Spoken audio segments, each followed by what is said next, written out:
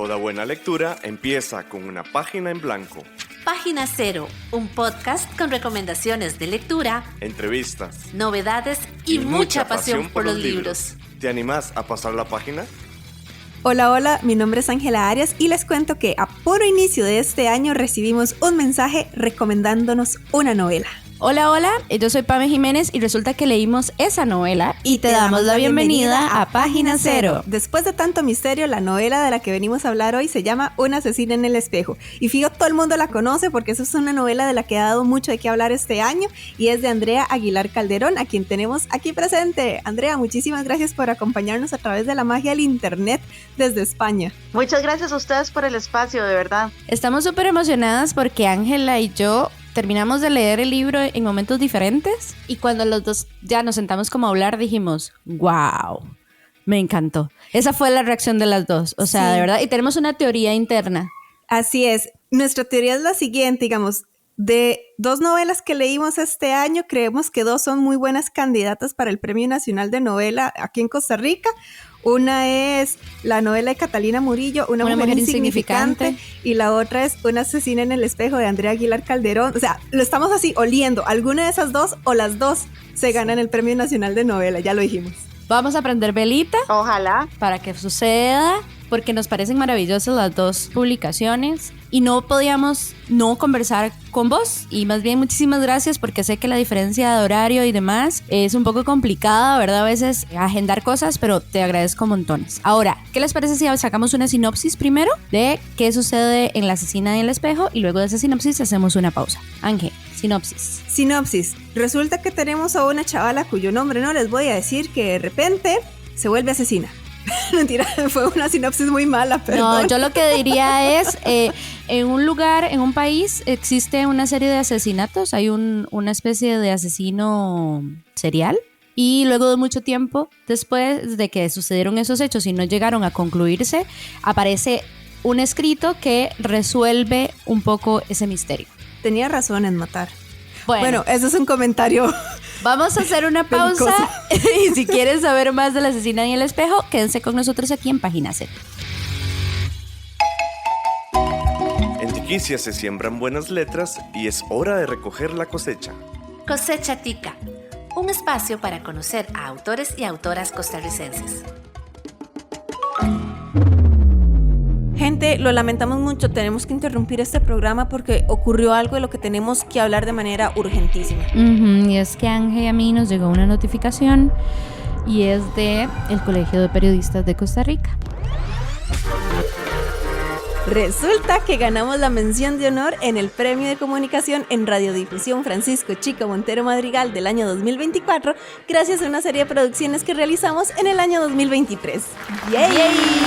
Le agradecemos muchísimo al Colper, a las personas que estuvieron acá como especialistas y por supuesto nos comprometemos muchísimo a seguir trabajando y traerles programas de calidad y de interés para el mundo de las letras. Es hora de pasar la página cero. Muchísimas gracias por seguir en sintonía de Página Cero. Hoy estamos conversando con la escritora costarricense Andrea Aguilar Calderón sobre su novela Una asesina en el espejo. Ella nos está acompañando desde España gracias al poder de internet. Entonces, si escuchan ahí como, si en algún momento nos medio quedamos pegadas o lo que sea, que no creo, pero si podría pasar, ya saben la situación. Bueno, de nuevo, Andrea, muchísimas gracias por acompañarnos. Y a pesar de la terrible sinopsis que yo di del libro... Resulta que la novela es muchísimo más que solamente una asesina que anda en su crisis de asesinatos, ¿verdad? Porque el libro en realidad está combinando arte, combina religión, literatura y por supuesto que la muerte. ¿Cómo surgió la idea de combinar estos elementos en una novela? Primero que todo, yo cuando comencé a escribir este libro estaba muy enganchada en estas documentales de asesinos en serie. Fue como una etapa de mi vida ahí un poco turbulenta, digamos. Y sobre todo, también. Aquí entre nos y entre todos los que nos escuchen, yo acababa de terminar con un novio que quise muchísimo y yo estaba muy enojada. Entonces me puse una vez mirando entre los asesinos, estos documentales de asesinos en serie, yo dije, ¿cómo se sentirá matar a alguien? O sea, obviamente que del dicho al hecho hay mucho trecho, pero sí me lo puse a cuestionar un poco como qué se sentiría realmente cometer un crimen. Y yo espero que nunca la vida me ponga en una situación en que tenga que matar a alguien, porque yo más bien estoy ahora tratando de orientarme un poco más al pacifismo, si se puede, pero me entró mucha curiosidad y de ahí surgió la inquietud de escribir el libro. Sin embargo, a mí en realidad la novela negra no es que no me guste, me parece muy interesante, pero yo lo que quería era utilizar la novela negra para explicar un poco de teoría literaria. Entonces, es una novela negra que no es tan negra, porque en realidad mi idea no era tampoco adentrarme en la psique de un asesino y contar los asesinatos que suceden en un lugar determinado, porque creo que ya se ha trabajado mucho eso antes. Entonces, yo lo que quería era utilizar la novela negra justamente para hacer un poquito de teoría literaria como base, digamos, para eso. Entonces, de ahí surgió bastante la idea. Y la parte, por ejemplo, del arte y todo, yo tengo una frustración que realmente yo quería estudiar historia del arte en algún momento de mi vida y no lo he hecho, pero me encantan muchísimo las pinturas en general, analizarlas, conocer en qué contexto histórico surgieron, y en ese sentido, pues el surrealismo me encanta. Y creo que justamente para lo que planteaba hacer en la novela, sin hacer spoilers, pues venía muy bien el movimiento. Claro. El movimiento surrealista. Sí, correcto. Porque también eso es muy importante indicarlo, que esta novela tiene un montón de influencias del movimiento surrealista y sí, claramente también se nota los crímenes, ¿verdad? O sea, como pienso como en CSI, Mentes Criminales y por supuesto los documentales sobre criminales. A ambas nos gustó muchísimo su manera de escribir. O sea, de verdad, yo creo que si yo hubiese subrayado todos los párrafos que me dolían o me hacían sentir muchísimo, el libro estaría completamente rayado, como cuando lo ponían a uno a resumir en el cole. Tal cual.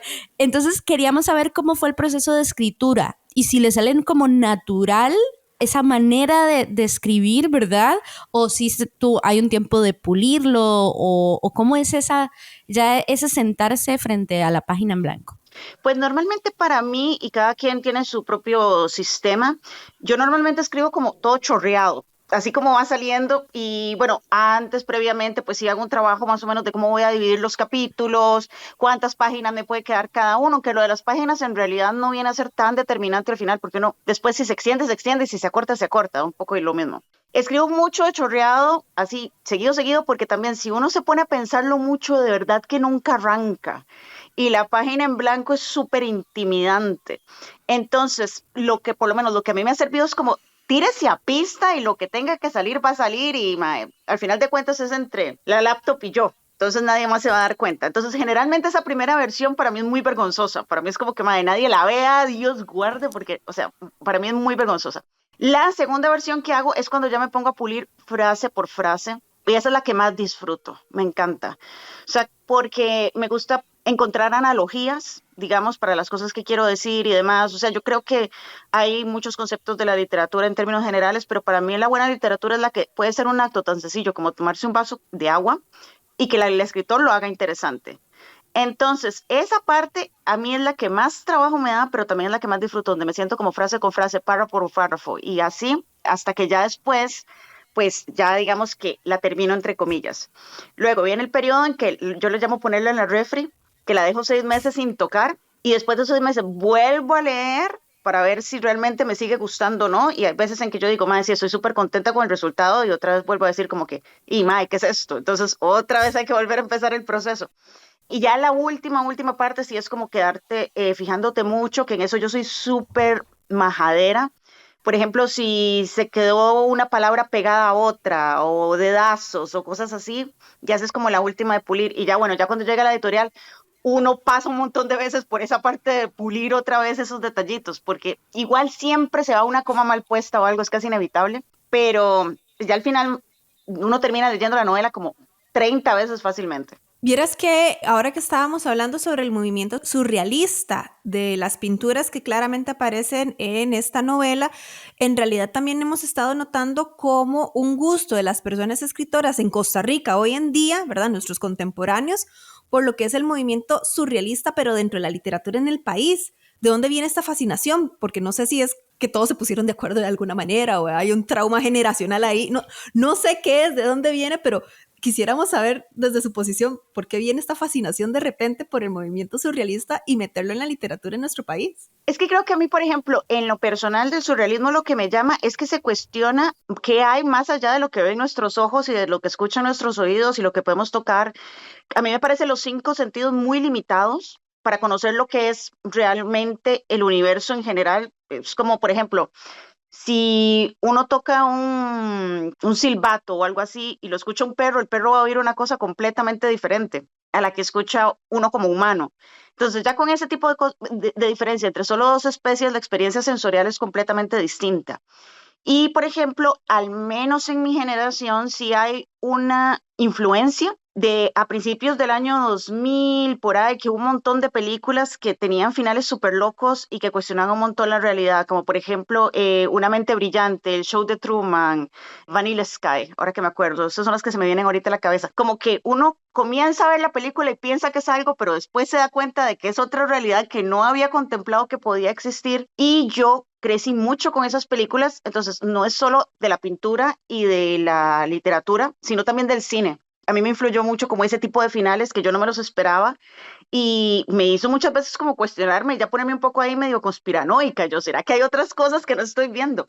Y creo que en ese sentido el surrealismo exploró muchísimas partes del subconsciente y demás que lo hacen mucho más interesante comparado con otros movimientos. Tal vez en unos años a mí me interese más el realismo, no sé, pero por el momento ese es el que me llama la atención montones y esa es digamos, como mi inspiración personal. La novela está situada en un país. Es un país anónimo latinoamericano. ¿Por qué no hablar de un país en específico y dejarlo tan, ¿verdad? A la libre. A la libre. ¿Será también por eso de vinculado a tal vez, no sé, que el lector de otros países se puedan identificar? ¿O por qué tomó esa decisión? Creo que hay una razón muy específica, que tampoco quiero hacer spoiler, porque no puede ser ubicado en un país que realmente exista en el mapa hoy por hoy. Creo que para mí eso en primera instancia. En segunda instancia también me gusta como que la gente pueda ponerse a sí misma en el libro. Y dado que yo, pues obviamente soy costarricense y demás, pero yo me siento más que todo muy latinoamericana. Entonces me gustaba como jugar como que la persona que estuviese leyendo el libro también tuviera la oportunidad de ubicarlo en, por lo menos en el contexto tan grande que es América Latina. Y entonces ha resultado una experiencia muy interesante porque hay gente que me dice como, yo creí que era Colombia, yo creí que era Buenos Aires, no sé qué, o sea, me dicen un montón de lugares y yo, qué bueno ver cómo cada quien lo pone donde le da la gana. Y ese tipo como de flexibilidad era algo que yo quería específicamente para esta novela. No creo que lo vaya a repetir, por ejemplo, como otros escritores, el caso más conocido que se me viene ahorita a la mente, Gabriel García Márquez con Macondo. No, yo no voy a crear nunca un universo así, un lugar específico, ya eso me parece como que, primero, es un trabajo impecable lo que hacen cuando los crean, pero yo ahorita nada más para esta, sí es como que quería esa sensación de que el lector se pudiese ubicar donde le diera la regalada gana. Algo que también hablamos sobre Latinoamérica es que usted publicó esta novela con una editorial que tiene mucho pegue en toda Latinoamérica, que es Alfaguara.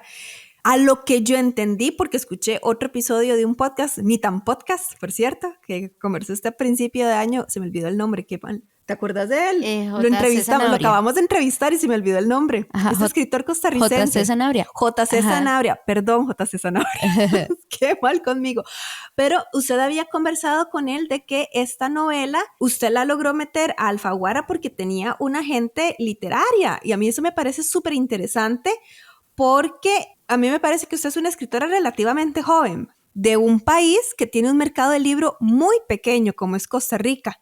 Entonces nos llamaba muchísimo la atención el proceso para lograr que una escritora de un país con un mercado de libro tan pequeño y además usted tan joven también obtuviera el apoyo de una agencia literaria y de una editorial de tanto renombre como Alfaguara para publicar esta novela que es buenísima y claramente se merece estar en Alfaguara. Pero sí nos llamaba muchísimo la atención ese proceso. Sí, el proceso en realidad fue bastante, no sé si decirlo orgánico, guavero, no sé cómo decirlo, porque en realidad yo no tenía contactos de nada. Y desde que me vine a vivir a España me he dado cuenta de lo gigantesco y complejo que es el mundo editorial, no solo a nivel español, sino a nivel latinoamericano y a nivel mundial. Es demasiado monstruoso el mercado y muy complejo cómo se maneja todo. A mí me sigue sorprendiendo y me sorprendo más que todo de lo poquísimo que yo sabía en el momento de mandar esta novela, porque lo hice de una manera bastante, yo diría que hasta ingenua, porque hay una página que se llama escritores.org, que es la que yo consultaba más que todo como para ver certámenes literarios y demás, pero yo después de un tiempo dije, bueno, no, voy a animarme a buscar publicación en un lugar que no dependa de la suerte de un jurado, porque también ganarse un premio, un certamen literario es muy difícil, porque son un montón de libros y solo hay un premio. En cambio, una editorial pues publica varios libros al año, y de cierta manera es como ganarse un premio, porque también pasa por una gente que lo evalúa, pero yo sentía que había como más chance. Entonces, me metí en ese sitio web y seguí las instrucciones que venían en el sitio web, que era como, si usted manda el manuscrito directo a una editorial, especialmente las que son muy grandes, las posibilidades de que se lo vayan a leer son muy escasas, porque ellos reciben una avalancha siempre de obras y no se sientan, o sea, es humanamente imposible leérselas todas las que les llegan, entonces no va a suceder, o sea, por lo menos con editoriales grandes es súper difícil. Entonces, lo mejor en este caso es buscarse una agencia que primero te represente para que ya después ellos sí hagan las conexiones con las editoriales que les parezca que podrían estar interesadas en publicar. Entonces, yo lo que hice fue hacer la lista de agencias, fijarme a quiénes representaban, porque, por ejemplo, puede ser alguien que se dedique exclusivamente a literatura de fantasía, que no es lo que yo hago en este momento. Entonces, para ver más o menos quién tenía un perfil parecido a lo que yo estaba haciendo, trabajando con ello, y al final hice 59 agencias, las puse en un Excel y las mandé. Claramente, o sea, el email lo personalizaba un toque, ¿verdad? Para que no se sintieran como mucho spam, ¿verdad? Que todo les llega a la misma vara. Pero entonces fue así como muy, como te digo, muy ingenuo. No es como que yo conocía a fulanito o a menganito o que tenía idea de cómo se manejaba el mercado. O sea, yo estaba como que leyendo ahí en internet buscando información. Y topé con la suerte de que 2 agencias me respondieron y una fue la que se movió como más rápido. Entonces pasé el manuscrito tal y cual y no sé qué, lo leyeron y... Porque bueno, primero vos tenés que mandar una propuesta editorial, tampoco les puedes tirar el manuscrito porque no se lo van a leer. Tienes que mandar como estos que le llaman elevator speech, que es como que tiene 2 minutos para decirme por qué su vara es buena y si luego le damos chance y si no, bueno, mucha suerte. Entonces, con esta gente, pues ya después me pidieron el manuscrito, lo leyeron y me dijeron como, vamos a comenzar a tirar desde lo más alto primero a lo más bajo. Primero vamos con Alfaguara, que es lo más alto. Y yo decía, ay, eso está un poco lejos, pero bueno, de ahí tratemos. Y Alfaguara dijo que sí a la primera, entonces también fue como que muy, o sea, fue uno de los días más felices de mi vida cuando lo supe. Y ya a partir de ahí, pues no sé más adelante si yo seguiré publicando con ellos o no. O sea, en teoría, pues podría sí, de cierta manera, pero también depende mucho de lo que yo vaya escribiendo en el futuro. No se sabe. O sea, puede ser que yo cambie de editorial, es totalmente indefinido. No sé, es un camino abierto en este momento.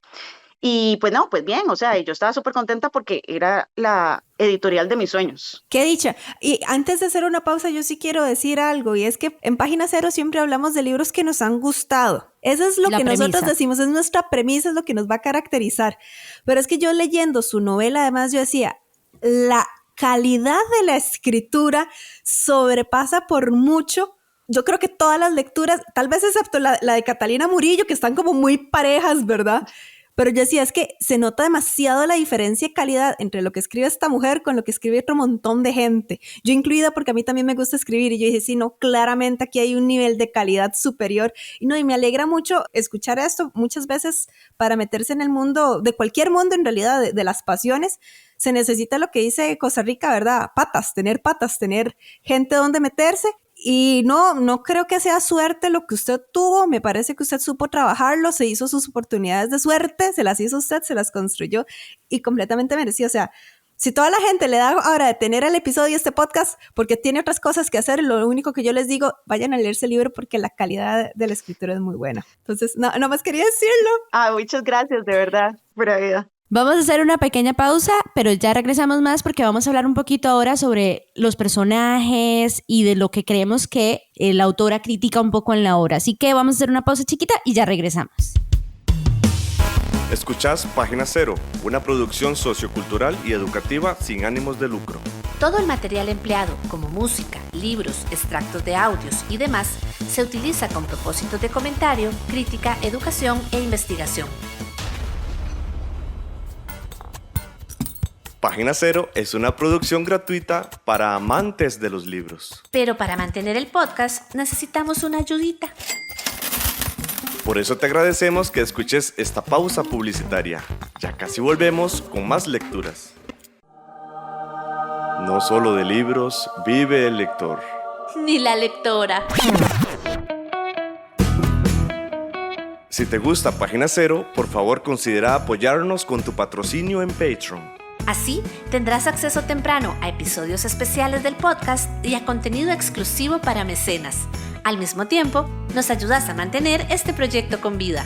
Encontrá más información en nuestro sitio web pg0.com o visitar directamente el sitio www.patreon.com/pg0. Es hora de pasar la página cero. Muchísimas gracias por seguir en sintonía de Página Cero. Hoy estamos conversando con la escritora costarricense Andrea Aguilar Calderón sobre su novela Una asesina en el espejo. Yo sé que yo fui la última que hizo la pregunta y que además terminó dando así su comentario y tal, pero vieras que todavía tengo otra pregunta. Porque el libro en general es de esos libros que hemos leído como a lo largo del año en el sentido de que son libros que nos dan cólera. Y nos ponen tristes y nos dan mucha furia y nos entristecen y nos vuelven a enojar mucho, ¿verdad? Sí. Hubo una frase en particular que a mí fue la que más me dolió en todo el libro. Yo me la estaba leyendo mientras estaba haciendo la fila al DECRA, que antes era el RITEVE, para la cosa esa que hacen la revisión del carro, y que dicha que me lleve el libro porque tardé toda la vida. Pero hay una frase que dice la amiguita de la protagonista, que dice, la amiguita se llama Martina, dice, es que también lo pusiste en el pecado a él, argumenta Martina. Es tu culpa que él te haya hecho eso. Esa vara yo la leí, a mí se me rompió el corazón. Pero yo decía, ¡qué hijo de su madre! La mejor amiga que te diga eso, ¡qué terrible! Yo quisiera saber si usted, a la hora de construir este libro, tuvo alguna escena que más la conmovió, o que más la enojó, o que más le movió algo, ya sea por una razón buena o por una razón mala. Quisiera saber cuál fue esa escena. Ya le dije cuál fue la mía, pero yo quisiera saber la suya, cuál fue. Buena pregunta, buena pregunta. En realidad no me lo había cuestionado mucho. Creo que me dejó pensando más esta vara, porque o sea, uno también convive tanto con los personajes y realmente llega a tener un afecto por ellos. Y es una cosa que es muy interesante porque mucha gente me dice como, ¿cómo torturaste a Irene? Y tal y cual, y cero piedad, y yo, pero yo creo que uno, y esto ya lo he notado en varios escritores, entre más quiere un personaje, más lo tortura. No sé por eso qué es cierto, demonios hacemos eso. Eso es cierto, y doy fe de eso porque a mí que también me gusta escribir, los personajes que yo más quiero son los que le hago la vida más miserable, es demasiado chiva. Sí, no sé por qué, vieras que es una cosa que estoy tratando todavía como de autoanalizarme, por qué demonios uno hace eso, que entre más quiere el personaje, más le hace pasar por cosas huesas, por cosas feas, pero creo que para mí una de las escenas que más me costó fue en el momento en que a Irene se la llevan de su casa, que es al puro principio, porque ya yo sabía en mi mente todo lo que se iba a venir, y me parece mucho como ese tipo de inocencia que todos nosotros en algún momento de nuestras vidas, aunque seamos adultos, los vamos a tener, que uno llega muy inocente a un lugar y el día que le va a cambiar la vida se ve al principio como cualquier otro día, y uno no sabe, y todos en algún momento de nuestra existencia vamos a pasar por un momento en que comenzó un día como cualquiera y terminó siendo súper determinante y realmente relevante a nivel de nuestra historia personal. Pero esa inocencia de que uno se levanta todas las mañanas y dice, bueno, no, sí, me voy a tomar el café, y después como pum, pasa algo. Entonces yo sabiendo que ya a partir de ahí todo iba a ir cuesta abajo para el personaje, creo que ese momento en que ya realmente la madre como que es súper inocente y todo, y luego es como que dice, ya hasta aquí, ya yo sé lo que viene. Creo que tal vez eso porque es un momento en que uno como escritor podría decir, ok, voy a escribir una historia que es muy feliz y muy cuento de hadas tal vez, o una que va a ser bastante trágica, y ese es el momento en que uno lo toma, y el personaje, si uno realmente lo llega a interiorizar y a personalidad, da lástima, porque uno sabe para lo que lo va a poner. Y qué malo uno, realmente. Por eso te digo, tengo que autoanalizarme por qué nos gusta esto. Yo diría que tal vez ese momento podría ser. Sí, no, me gustó mucho eso de que la vida cambia en el día menos esperado, ¿verdad? En el día que usted está haciendo su vida normal. Nadie le dice a uno como que, prepárese porque mañana realmente se va a poner la cosa fea. O sea, nadie viene con un rótulo para decirle esas cosas a uno. Y el día se ve normal, amanece igual que siempre. Uno se toma el café, o sea, todo tuanis. Y después ya es como que... Y nunca la vida volvió a ser la misma. A mí me parece que la construcción de personaje de Irene es muy buena. O sea, yo llegué a empatizar muchísimo con su historia, con de dónde venía, ¿verdad? Y hasta cierto punto yo decía, yo hubiera hecho lo mismo. Yo también, es decir, razón. ¿Qué está pasando ahí, verdad?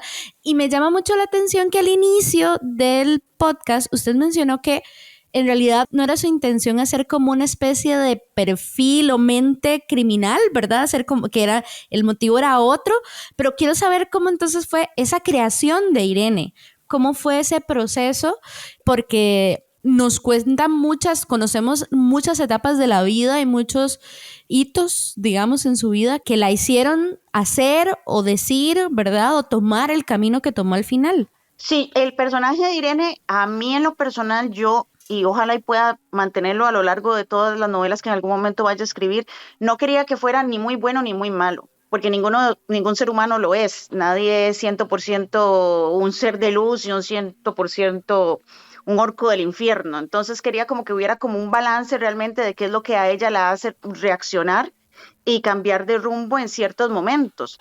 Y sobre todo lo quería hacer mezclado en un contexto que, bueno, cada día afortunadamente va cayendo un poquito más en desuso, que es pues las instituciones gubernamentales que no funcionan correctamente, la religión que influye un montón también, el ser mujer en una sociedad que viene a ser bastante machista.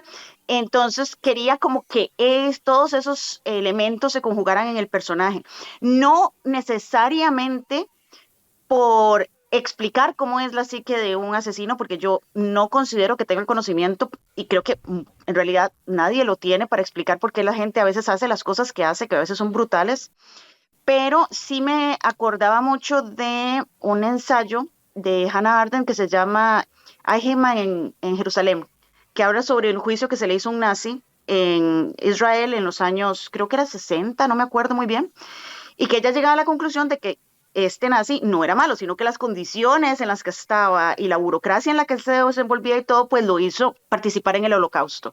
Entonces, a mí lo que me interesaba era cómo las circunstancias pueden hacer que uno llegue y cometa una barbaridad. Eso era lo que a mí me interesaba hacer. No tanto la psique de Irene aislada, sino cómo el entorno puede hacer que uno también se vaya por un camino que tal vez jamás contempló. Entonces creo que más bien era una cosa como sociológica más que psicológica, no sé cómo decirlo. Pero bueno, pues como también el país es inventado y tal y cual, entonces también era un poco como que tengo que recolectar cosas de América Latina y de otras latitudes que yo he visto que podrían hacer que eventualmente a alguien se le vaya, como dicen aquí en España, la pinza y que haga cualquier barbaridad. Justo la pregunta que teníamos después de esta era que para nosotras, en realidad la novela es una crítica muy fuerte a eso, a las instituciones sociales, desde lo aterrador de lo normalizado, ¿verdad? O sea, los ejemplos de culpar a una niña diciendo que ella sedujo a un hombre adulto, ¿verdad? O el abuso infantil en una monja cuando le quiebra la mano por accidente. Bueno, ¿cuál accidente? Accidente, entre comillas, ajá. Las frases que usted utiliza en el libro son muy normales de escucharlas en la actualidad y en el contexto. Y a una como lectora se le partía el alma, el corazón y la vida, ¿verdad? Leyendo eso, sabiendo que además sucede, ¿verdad? Y que aún en este contexto siguen pasando estas cosas. Pero al mismo tiempo pensábamos, ¿será que alguna persona no lo perciba como un factor de crítica, digamos? No, que lo ve tan normalizado que dice, sí, claro, o sea, aquí no hay nada malo, que no lo note que sea como una crítica, decíamos nosotras, como que sí, más bien lo vieran como una legitimización del abuso que se comete por parte de estas instituciones sociales. Sí, ya, yo creo que en el momento de escribirlo tampoco yo estaba tan inclinada a hacer una crítica, como digo, era como todo parte de la construcción de la novela, entonces era como un poquito de psicología, un poquito de sociología y tal y cual. Yo tampoco quería ensarzarme en una crítica general al sistema ni nada por el estilo. Creo que sí es posible que haya gente que todavía lo vea de esa manera. Tal vez uno no se relaciona mucho con otras personas de otras maneras de ver la vida y tal vez piense que ya está en desuso.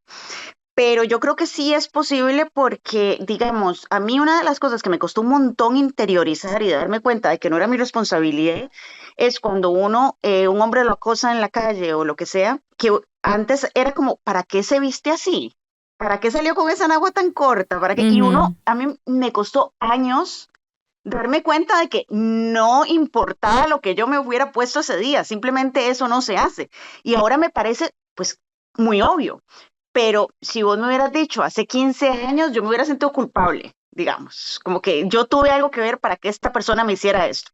Y creo que si a mí me costó tanto sacarme ese chip de la cabeza, ahora imagínate sacárselo a toda una sociedad y gente que es mucho mayor que yo y que entre uno más viejo, más difícil es cambiar la mentalidad en muchos sentidos. Entonces yo creo que sí va a haber gente que lo sigue viendo como que es la responsabilidad de la mujer sufrir en este sentido, como que la culpabilidad es totalmente justificada en casos de abuso para la víctima. Entonces creo que sí es muy posible que todavía haya gente que esté con esa onda, digamos. Ahora, yo sé que ya hablamos de las instituciones sociales porque teníamos que desviar un toquecito de la conversación ahí que calzara con lo que usted nos estaba contando antes, ¿verdad? Pero yo quisiera retomar la parte de la construcción del personaje de Irene, pero ahora llevándolo a la inspectora, porque claramente nosotros conocemos muy bien a Irene, o sea, es la historia de ella, es la historia de la asesina. Yo tengo que admitir que en algún momento leyendo la novela yo dije, "Mae, Irene está tan rayada del techo que probablemente ella también sea la inspectora". Yo pensé que tal vez era una vara así como de personalidad múltiple. Yo también lo pensé, yo también lo No pensé. soy la única. Es que está bien rayada la pobre, ¿verdad?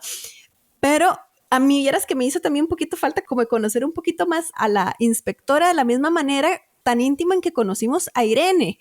Y me parece que también en aquel episodio de Ni Tan Podcast, ese fue otro de los comentarios que le habían hecho a usted en algún momento del proceso de publicación. Yo quisiera saber, digamos entonces, si hay algún background en el proceso de construcción de la inspectora que nos podría ayudar como a conocerla un poquito mejor, o si incluso se podría llegar a considerar hacer una nueva novela donde sea la inspectora la protagonista como para conocer el background, porque también me parece un personaje muy interesante, pero venía el interés precisamente porque yo pensé, Irene está tan rayada que posiblemente en algún momento simplemente hizo como esquizofrenia y ahora está viviendo su vida como policía y está intentando resolver los crímenes que ella misma ha cometido. O sea, en algún momento yo llegué a pensar eso, pero me interesa mucho ahora conocer a la inspectora. Vieras que me encanta cuando la gente piensa eso, porque la novela está diseñada para que la gente crea que Irene y la inspectora son la misma persona, Ana María e Irene son la misma persona.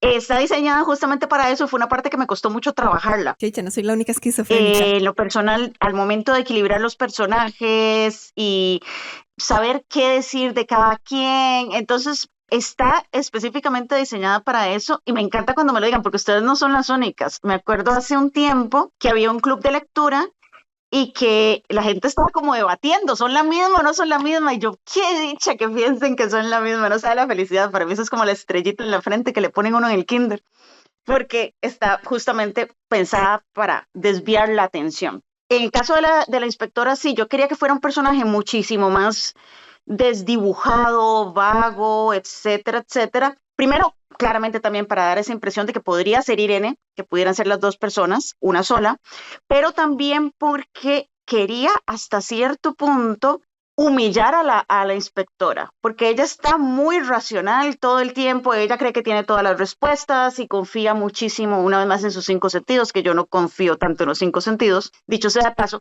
Entonces yo quería como que a quitarle poder hasta cierto punto dentro del desarrollo de la novela y que también sirviera como para reflexión de que no todo, nuestra racionalidad no lo explica todo en el universo. Ella es un caso que es claramente que no lo sabe todo.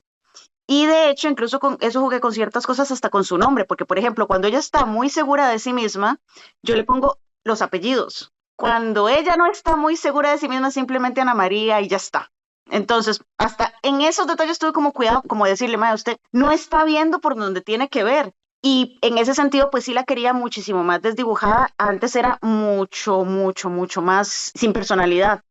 Pero bueno, ya en el proceso editorial me dijeron como que, bueno, no, Irene se la come demasiado, hay que hacer un poquito de equilibrio, hay que meterle como carnita. Entonces fue como que algo que se tuvo que trabajar después, justamente.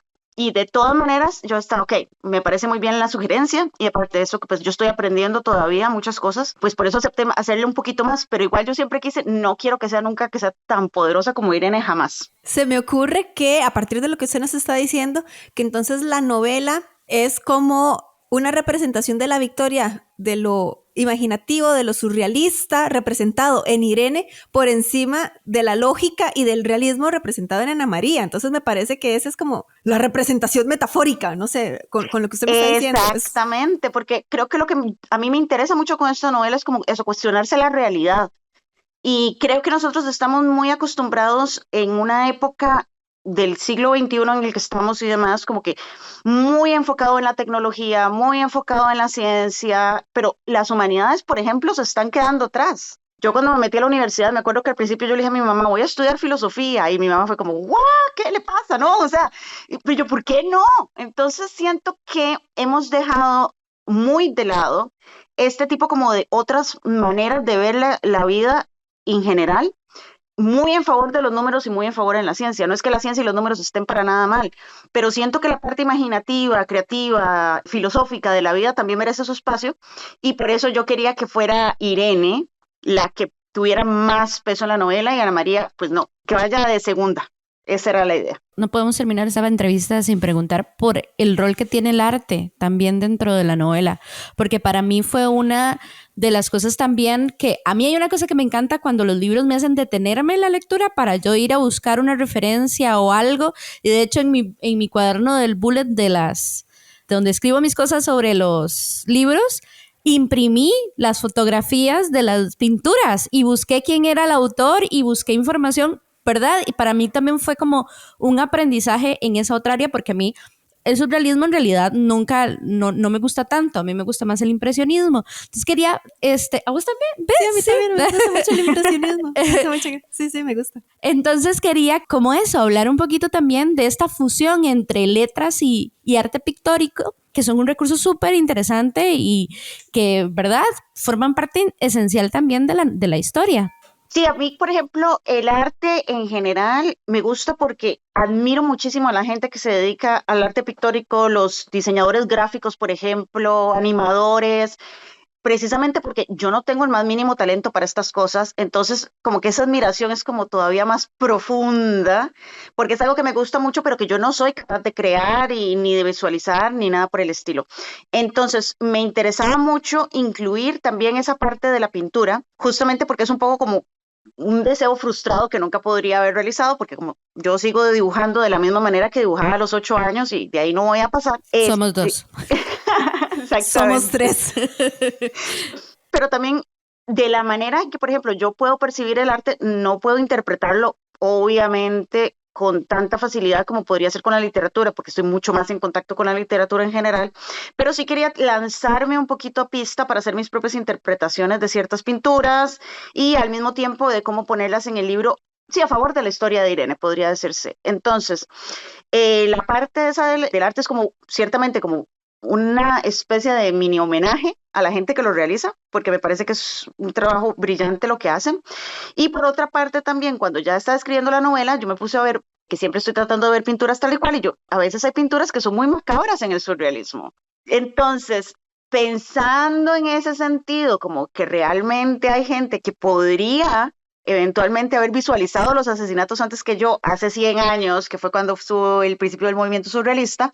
Entonces dije yo, qué vacilón, o sea, puede ser que esta gente hasta se lo haya imaginado haciéndolo ellos, el crimen. Entonces, a partir de ahí, creo que surgió como la idea de incluir el arte, porque, bueno, a mí me encanta y es muy tentador seguir escribiendo novelas mezcladas con el arte, que hay muchísimas también, la mía, por supuesto que no es la única, y son muy bonitas y muy satisfactorias porque son bastante dinámicas. Pero bueno, yo creo que para mi próxima novela sí quiero probar con cosas diferentes, no quiero encasillarme, entonces probablemente esto no, pero que voy a seguir comprando libros de arte y yendo a museos y todo, sí, yo creo que hasta que me muera. Ahora que usted dijo su próxima novela, quisiéramos saber proyectos a futuro de Andrea Calderón. Andrea Aguilar Calderón. Sí. Ahora, bueno, yo había hecho literatura de viajes anteriormente y tenía unas cosas aquí guardadas en la gaveta. Entonces, como ya estaban escritas y que ahora surge la posibilidad de seguir publicando por acá, entonces sí voy a volver probablemente, ojalá y todo salga bien, voy a volver a publicar de novela de viajes. Ahora estoy revisando justamente el manuscrito de una que había escrito basada en África.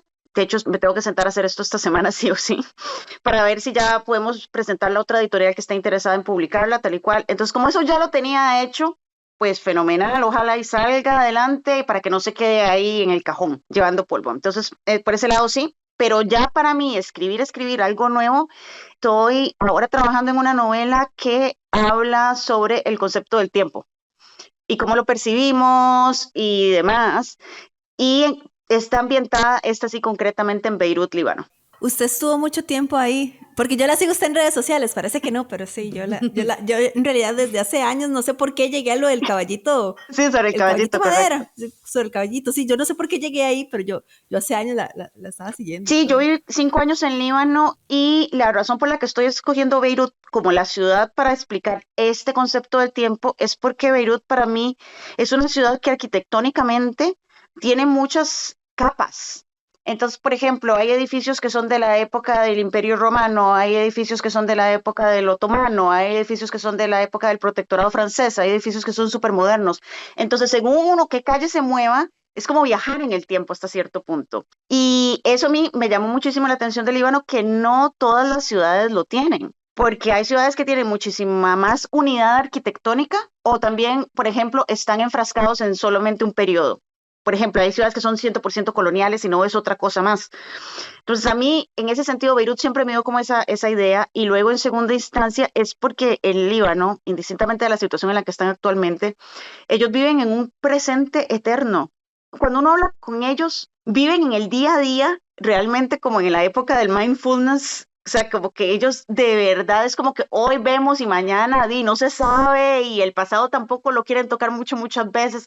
No sé, a mí esa es la impresión que me dio todo el tiempo que vivía allá, que es una gente que vive como sola en el presente. Y por un lado, eso fue una de las cosas que me cautivó de Beirut, porque yo era como, exactamente así es como hay que vivir en el momento de hoy, sin preocuparse mucho por el futuro y sin preocuparse mucho por el pasado. Pero ya después, viendo el contexto histórico del Líbano, yo dije, no es tan buena idea, después de todo. Entonces, creo que por eso escogí esa ciudad, porque realmente me llama mucho la atención, especialmente en una época en que redes sociales se nos machaca hasta el cansancio, que hay que vivir el presente. A veces tal vez no es tan necesario siempre vivir en el presente. Entonces, bueno, que por ahí anda la cosa, más o menos. Magnífico. Ya lo queremos nosotras para leerlo, por favor, y gracias. Gracias, Kiki.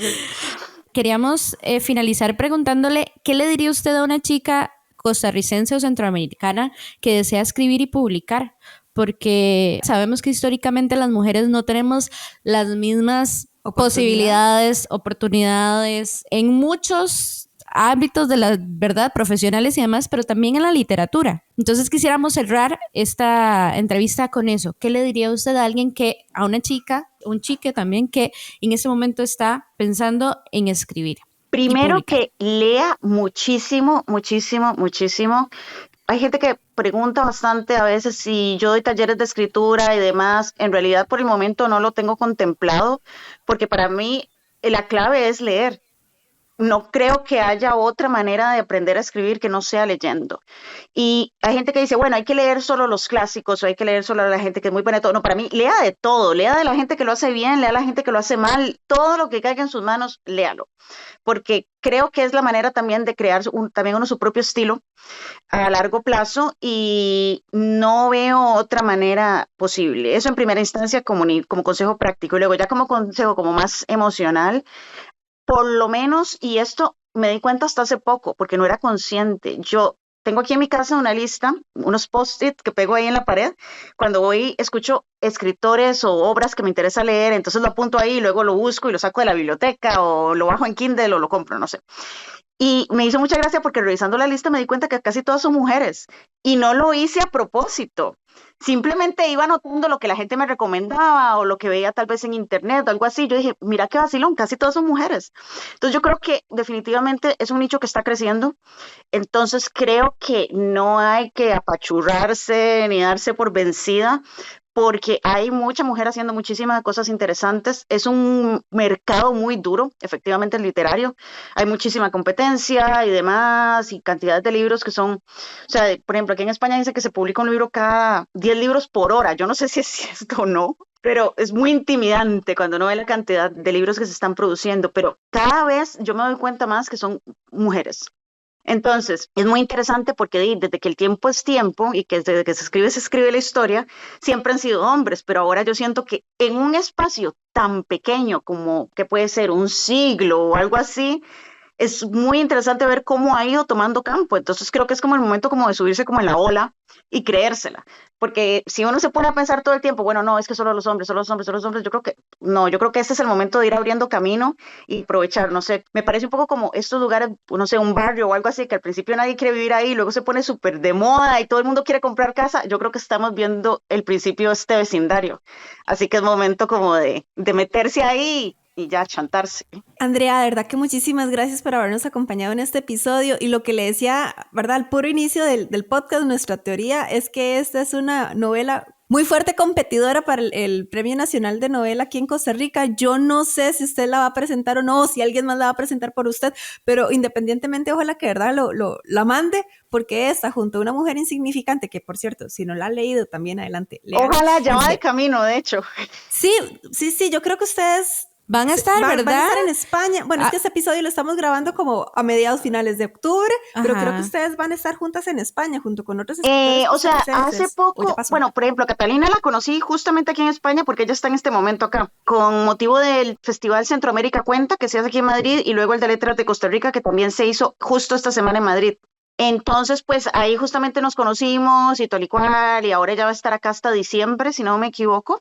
Y bueno, ahí a veces nos vamos a tomar unas birras y todo eso. O sea, en cuanto al premio de novela, pues no sé, yo nada más simplemente mandé las copias que ellos piden y pues a esperar el resultado. Y si lo gano, pues ojalá que bien, voy para allá, si no, pues no.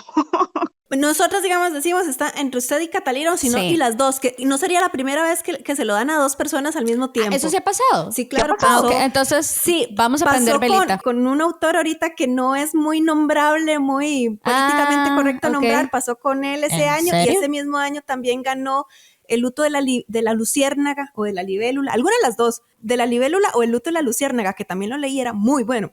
Y ganaron los dos juntos ese año. Hoy. Entonces, es posible, ¿verdad? Pero sí, las dos están muy buenas y me hace mucha gracia porque las dos mujeres costarricenses publicadas en Alfaguara con novelas sobre mujeres, digamos. Sí, magnífico. Ahora, ¿qué está leyendo Andrea en este momento? ¿Cuál mujer o cuál libro, whatever, está en este momento atrapada? Ve, aquí lo tengo a la par. Comencé justamente ayer, se llama María Luisa Bombal. Ella es chilena, bueno, fue chilena porque ella falleció.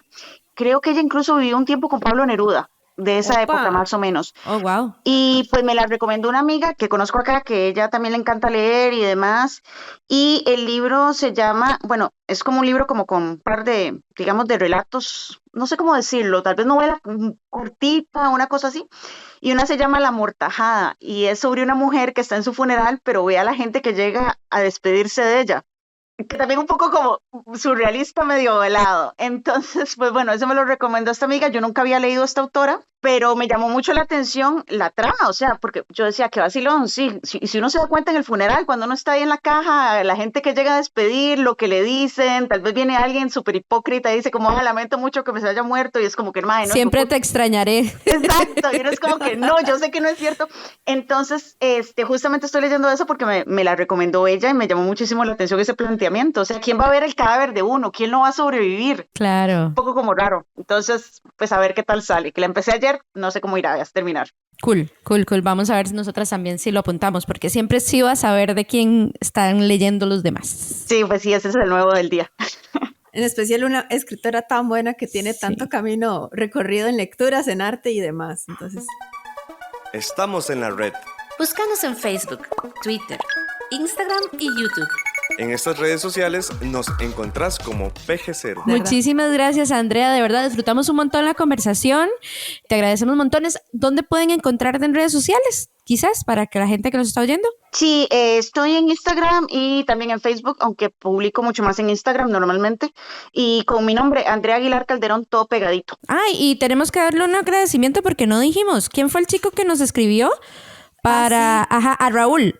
Raúl, se me olvidó su apellido, Ajá. Pero yo estoy segura que era como un Raúl Aguilar o un Raúl Calderón, y en algún momento yo pensé, tiene que ser hermano de la autora que nos está recomendando el libro de su hermana o el libro de su prima. Raúl, seguiremos sus recomendaciones. Sí, Raúl, muchas gracias. Sí, ojalá algún día nos conozcamos en persona, Raúl. que se reporte si escucha esto.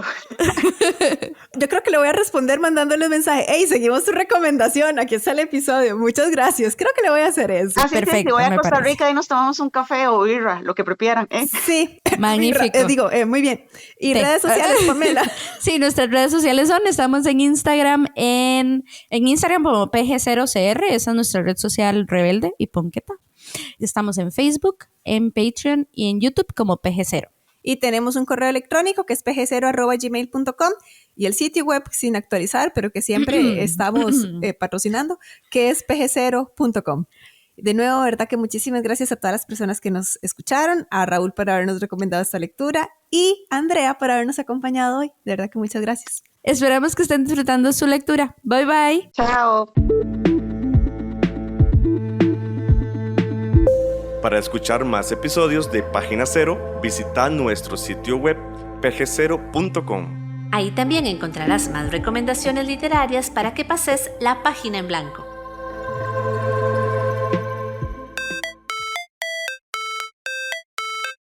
En esta producción participaron Sadie Salas Y Manuel Zumbado. en locución Página Cero es una producción de Pamela Jiménez. y Ángela Arias. Página Cero es una producción sociocultural y educativa sin ánimos de lucro. Para más recomendaciones literarias, visita nuestro sitio web pg0.com. Para cualquier consulta o sugerencia, escribinos al correo electrónico pg0@gmail.com. Y si te gusta este podcast, por favor considera apoyarnos con tu mecenazgo en www.patreon.com/PG0 y recibí adelantos y contenido exclusivo. Ahora sí, pasa la página en blanco e inicia la lectura. ¡Felices letras!